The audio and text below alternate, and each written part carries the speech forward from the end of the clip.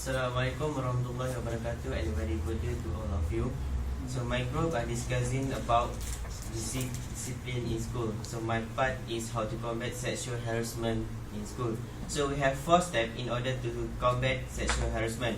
First is elimination, second is parental involvement, third is education, and the last one is dealing.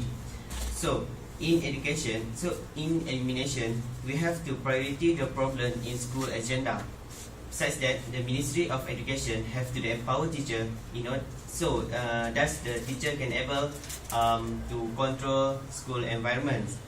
Besides that, staff participation also need in our agenda. So the 3 components can play important role to combat sexual harassment in school.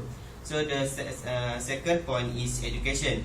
In education, teacher have to teach the students how to differences between teasing and bullying, between fitting and harassment. Besides that, teacher also have to clearly define about the behavior expectation about the sexual harassment. Okay, so the third point is parental involvement. So we know the children spend lot of time in home. So parents have to play their role in order to combat the sexual harassment at home. So parents can become educator that can be teach the children in order to identify harassment and also to respond appropriately about the sexual harassment.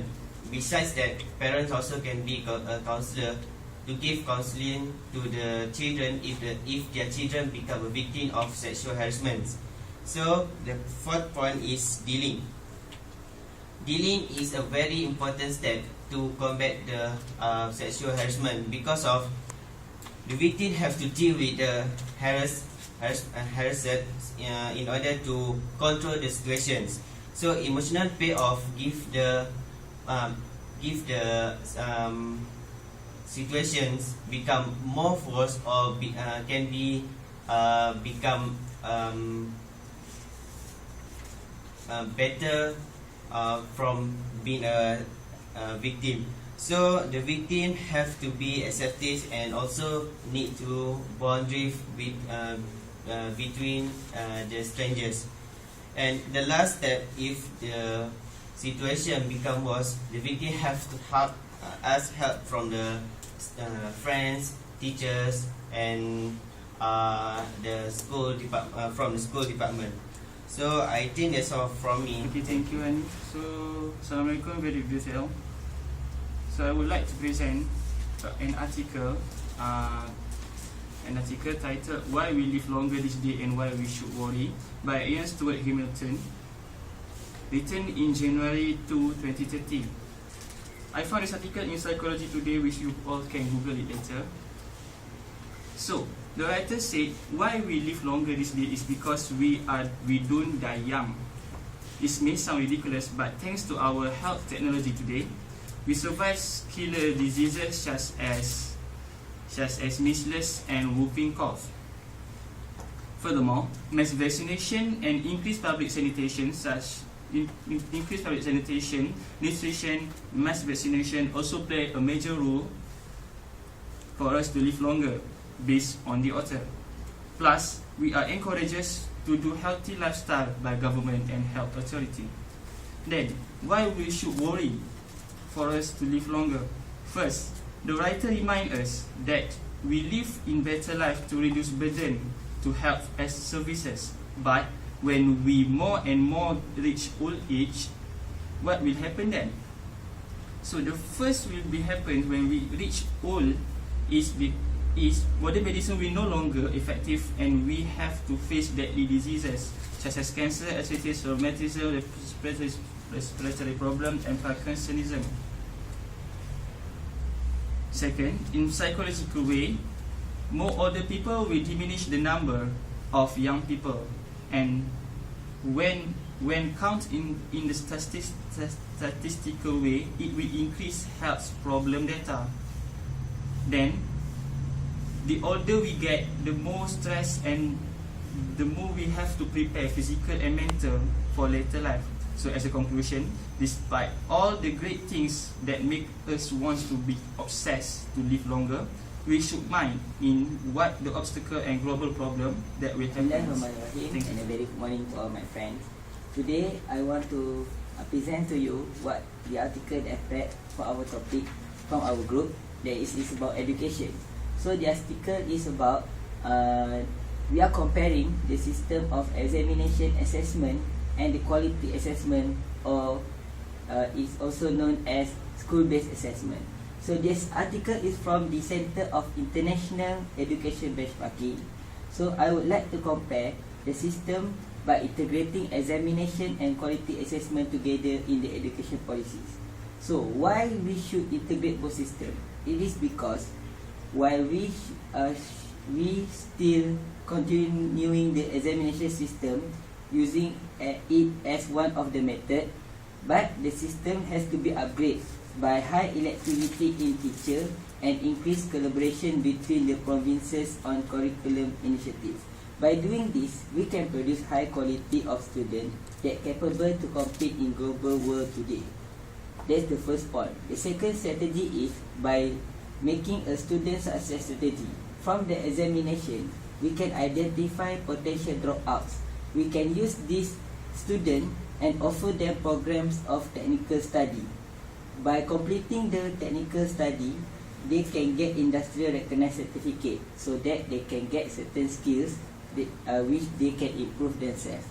As a conclusion, by integrating both systems between examination assessment and quality assessment, I think that it is the best way that we can do it and implement it in our education policies in Malaysia today, so that the people nowadays can get high quality education. Moreover, it can develop our country and create human capital among them. That's all from me. From presentation 1 entitled How to Combat Sexual Harassment, the presenter has told us 4 aspects how we can combat this sexual harassment. First, by education, elimination, parent and dealing. In my opinion, the first time I heard about this topic, the first thing that comes in my mind is it too critical, the situation of sexual harassment in school? Moment by moment, when I hear the presentation, I think that these 4 aspects of education, elimination, parent and dealing can be implemented in school to curb this sexual harassment, but it needs a lot of cooperation and synergy from all people and from all sides. From the second presentation entitled Longevity and Why Should We Worry, the presenter have told us and show his worriness what will happen to us if we live longer. So from my opinion, it has its own pro and cons. So the pro is we can use their experience from the old generation to develop and to get ideas on how we want to develop our countries. But we should bear in mind that if they live longer, the country has to allocate a lot of expenses to ensure that they get good care as the other age group. So that's all from me. Thank you. Assalamualaikum warahmatullahi wabarakatuh, and very good day to all of you.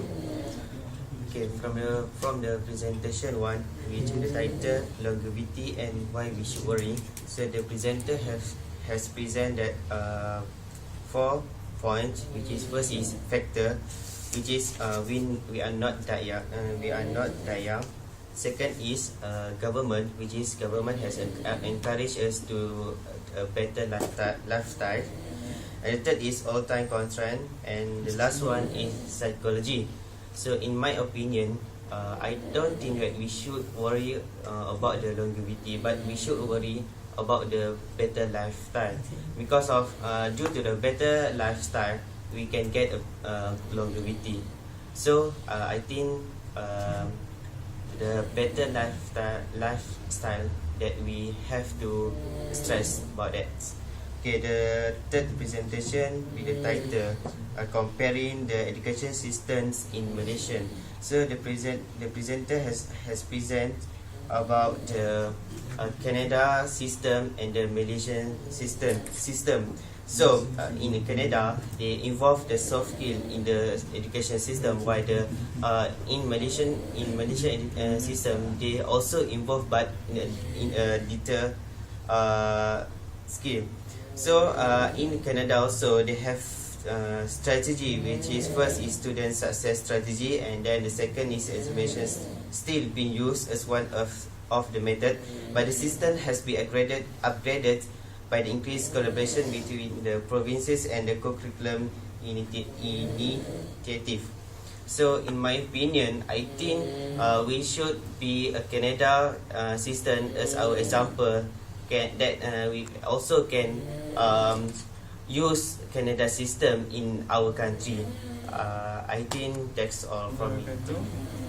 And what I get from the presentation one, which is the title of how to combat sexual harassment. So what I get is 4 ways to counter sexual harassment, which is including in education, elimination, dealing, and parental involvement. So what I thought about this topic is all people must involve to counter sexual harassment, because school is a place for us to mold our children to become better person, not to leave them involved in this particular case. So what I think now is, if all this way is implemented, I think it may stop sexual harassment in school. And then for the third presentation, which is comparing education system with Malaysia and Canada. So what I get is, education is not only about reading and pass the exam, but it involves skill, soft skill, and technical study. So what I thought is, I agree that integrating both quality assessment and exam will enhance the education quality in Malaysia. So I think that Malaysia should give more attention on how we can improve our education system by looking to other countries as well, not only Canada but other countries. So that's all. Thank you.